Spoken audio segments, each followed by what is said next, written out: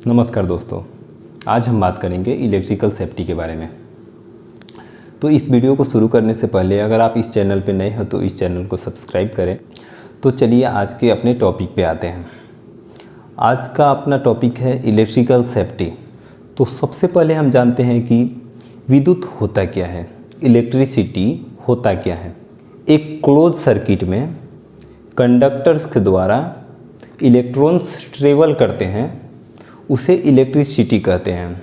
अब जानते हैं दोस्तों इलेक्ट्रिसिटी का अपने दैनिक जीवन में उपयोग क्या है। दोस्तों वैसे तो देखा जाए तो बिजली मानव जीवन के लिए हर क्षेत्र में बहुत ही ज़्यादा अनिवार्य है। अभी का जो ज़माना चल रहा है, अभी के जनरेशन के हिसाब से इलेक्ट्रिसिटी अगर हमारे पास ना हो तो हम कुछ भी नहीं कर सकते हैं। ना हमारे पास मोबाइल होगा, ना हमारे पास लाइट होंगे, ना पंखे होंगे, ना एसी होगा, ना कूलर होगा, कुछ भी नहीं होगा। इलेक्ट्रिसिटी के बिना कुछ चलेगा ही नहीं। दोस्तों इलेक्ट्रिसिटी आधुनिक ज़माने के लिए जितना उपयोगी है उतना ही खतरनाक भी है। आपको मालूम है बिजली से जान भी जा सकती है। सबसे पहले हम जानते हैं कि इलेक्ट्रिसिटी का उपयोग हम लोग कैसे करते हैं और कहाँ कहाँ करते हैं। पहला हो गया रेसिडेंशियल यूज के लिए, यानी घरेलू यूज के लिए, उसको डोमेस्टिक यूज भी बोल सकते हैं। दूसरा हो गया इंडस्ट्रियल यूज के लिए, यानी कंपनी कारखाने के उपयोग के लिए। तीसरा हो गया ट्रांसपोर्टेशन के लिए, यानी जैसे इलेक्ट्रिक व्हीकल्स है, ट्रेन है, इलेक्ट्रिक ट्रेन है। चौथा हो गया कमर्शियल बिल्डिंग के लिए, जैसे मॉल हो गए, सिनेमा हॉल हो गए, हॉस्पिटल हो गए, स्कूल हो गए, ऐसे बहुत सारे कमर्शियल यूज भी हैं। तो दोस्तों अब जानते हैं कि इलेक्ट्रिसिटी के खतरे क्या हैं। तो सबसे पहले है शॉक लगना, यानी झटका लगना। दूसरा है आग लगना। तीसरा विस्फोट होना।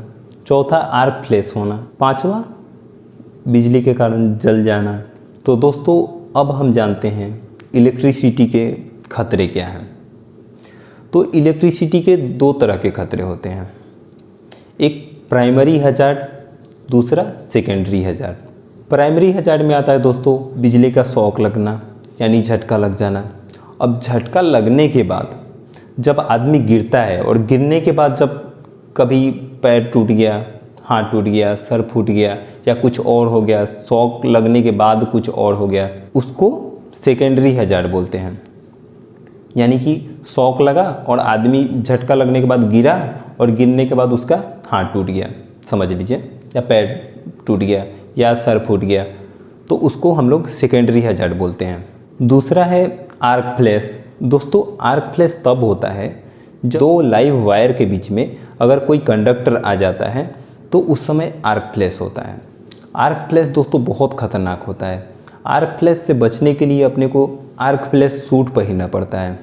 आर्क फ्लैश सूट से हम आर्क फ्लैश से बच सकते हैं। तीसरा है विस्फोट और आग लग जाना। आप देखे होंगे कि कभी कभी गांव में क्या होता है कि ट्रांसफार्मर ब्लास्ट कर जाता है। ट्रांसफार्मर ब्लास्ट होता है तो जाहिर सा बात है वहाँ पे अगर कोई घर है या कुछ है तो वहाँ पे आग लगने का चांस होगा। तो विस्फोट के कारण आग लगना, तो विस्फोट जो हो गया उसका प्राइमरी हैजार्ड हो गया, और जो उसके बाजू में आग लग रहा है वो उसका सेकेंडरी हैजार्ड हो गया। अब सबसे जो मेन टॉपिक है दोस्तों अपना इलेक्ट्रिकल सेफ्टी, जो उसका सेफ्टी कैसे रखना है। अगर इलेक्ट्रिकल का कुछ भी हम काम कर रहे हैं या सामान यूज कर रहे हैं तो उसमें हम सुरक्षित कैसे यूज करेंगे, सुरक्षित कैसे काम को करेंगे। तो सबसे पहले तो दोस्तों अगर हम कंपनी में काम कर रहे हैं, अगर हम किसी इंडस्ट्रीज़ में काम कर रहे हैं, कंपनी में प्रोजेक्ट में काम कर रहे हैं, तो वहाँ पे अगर हम कोई भी इलेक्ट्रिकल का वायर को छूते हैं या उसमें हम काम करते हैं तो हमारे पास रबर का हैंड ग्लव्स होना चाहिए, रबर का हैंड ग्लव्स होना चाहिए। हमारे पास जो भी टूल्स होंगे, जो भी हमारा टूल्स टेकल्स होगा, जो इलेक्ट्रिसिटी में काम किया जाता है, जो बिजली के कामों के लिए यूज किया जाता है, वो हमारा नॉन कंडक्टिव होगा। कोई भी हम इलेक्ट्रिकल बोर्ड यूज कर रहे हैं उसमें ELCB या RCCB होना चाहिए, ताकि अगर कहीं अगर शॉर्ट सर्किट हो तो ये ट्रिप हो सके और हमारा मैन और मशीन दोनों बच सके। तो इसके लिए हमारा सबसे पहले ये सुनिश्चित करेंगे कि हम जो इलेक्ट्रिकल का बोर्ड यूज कर रहे हैं, उसमें ELCB या RCCB लगा हुआ है कि नहीं और वो काम कर रहा है कि नहीं। तभी वो अगर शॉर्ट सर्किट होगा तो ट्रिप करेगा, और ट्रिप करेगा तभी हमारा मैन और मशीन दोनों बच पाएंगे। तो इसके लिए हमको सबसे पहले ध्यान देना होगा कि जो हम बोर्ड का यूज कर रहे हैं उसमें ELCB या RCCB लगा हुआ है कि नहीं। उसके बाद आता है दोस्तों, सर्किट को कभी ओवरलोड ना करें। यानी सर्किट पे जैसे कि उसका क्षमता है 2 बल्ब जलाने का, या उसका क्षमता है 1 वेल्डिंग मशीन चलाने का सर्किट का, और उस पर हम 2-3 वेल्डिंग मशीन चला दिए, तो उस समय क्या होगा, शॉर्ट सर्किट होगा। इंसुलेटेड टूल्स का उपयोग करें। इंसुलेटेड टूल्स का मतलब होता है कि नॉन कंडक्टिव टूल्स, जो कि कंडक्टिव ना हो। अगर उसमें अगर टच भी हो जाता है वायर, लाइव वायर, तो वो आपके हाथ को शॉक नहीं करेगा, आपके हाथ में करंट नहीं लगेगा, बिजली का झटका नहीं लगेगा। कंपनी में कोई भी मशीन उपयोग करने से पहले सुनिश्चित करें कि वो अर्थिंग किया हुआ है कि नहीं, यानी ग्राउंडिंग किया हुआ है कि नहीं। उसमें क्या होता है कि अगर कोई भी थोड़ा सा भी अगर करंट लीकेज होता है तो वो ग्राउंड कर देता है, वो अर्थिंग के ज़रिए वो धरती में चला जाता है, जिसके कारण अपना मशीन और मैन दोनों बच जाता है। कोई भी काम करते समय और काम करने से पहले एक बार चेक करें कि हमारा ELCB काम कर रहा है कि नहीं। अगर वेल्डिंग मशीन चला रहे हैं, ग्राइंडिंग मशीन चला रहे हैं, ड्रिलिंग मशीन चला रहे हैं, कोई भी मशीन चला रहे हैं अगर कंपनी में, तो सबसे पहले सुनिश्चित करें कि हमारा ELCB काम कर रहा है कि नहीं।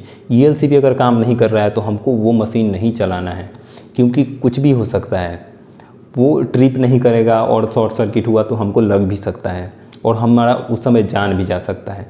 तो हम ये सब सुनिश्चित कर लेंगे काम शुरू करने से पहले कि हमारा जो मशीन है वो सही है कि नहीं, वो इंसुलेटेड है कि नहीं, और हमारा जो वायर है वो कहीं कटा हुआ तो नहीं है, हमारा जो एक्सटेंशन बोर्ड है वो उसमें ELCB है कि नहीं। कभी कभी होता क्या है कि कंपनी में जल्दीबाजी में काम करने के लिए लोग बोर्ड को चेक नहीं करते हैं और डायरेक्ट कनेक्शन देते हैं, और ELCB टेस्ट भी नहीं किए कि वो काम कर रहा है कि नहीं, और तुरंत उसमें वेल्डिंग मशीन कनेक्ट कर दिए, उसमें ग्राइंडिंग मशीन कनेक्ट कर दिए, ड्रिलिंग मशीन कनेक्ट कर दिए, और कनेक्ट करके अपना काम करना शुरू कर दिए। तो उस समय दोस्तों क्या होता है ना, अगर शॉर्ट सर्किट हुआ तो ELCB ट्रिप नहीं करेगा। तो दोस्तों जल्दीबाजी ना करें, जल्दीबाजी के चक्कर में कुछ भी हो सकता है, जान भी जा सकता है। तो जल्दीबाजी से अच्छा है, जैसे कि आप लोगों ने सुना होगा, दुर्घटना से देर भला, तो देर होगा लेकिन दुर्घटना ना करें। तो आज का वीडियो यहीं पे समाप्त होता है दोस्तों। अगर ये वीडियो आपको अच्छा लगे तो अपने वर्क ग्रुप के साथ शेयर करें और इस चैनल को सब्सक्राइब करें। धन्यवाद दोस्तों।